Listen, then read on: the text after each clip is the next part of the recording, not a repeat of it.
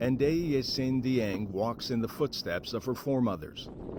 Like generations of Senegalese women before her, Dieng dries, smokes, and salts fermented fish caught by the men in her community. But then the pandemic came. Many men stopped fishing. When women found fish, they did not have buyers. Markets closed, borders followed, the supply chain snapped. COVID has changed our work and our life. Since there is COVID, we live in fear. We are afraid to go far and be affected by COVID-19. It has caused a very, very, very big impact on our local community.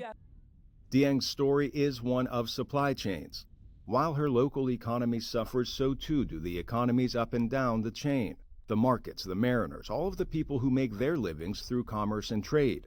The issue also hits home with those working in global health. Gashao Shifarao is Senior Technical Advisor at the nonprofit Management Sciences for Health, or MSH. The organization works with governments in more than 40 mostly low-income countries to provide supply chain solutions to their health programs. Success, he says, is all about getting the right medicines to the right places. You need products to be successful, to have a successful health program implementation.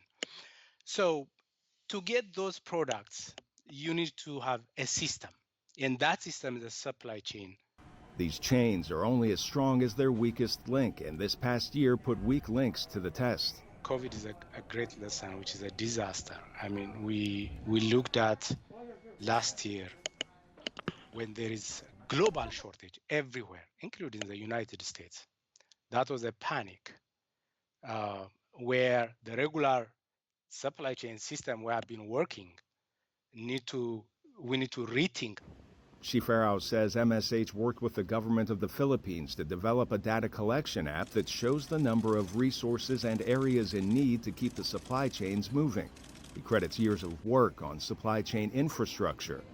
For the last 10 to 15 years, they brought supply chain as part of the whole comprehensive strategy. So they start to give attention. Government start giving attention to the supply chain. And while he praises governments for embracing supply chains, he says more buy-in from the private sector and a stronger sales pitch from governments is needed. Shifarao says it's essential to consider all of the elements that go into even a single dose of medicine.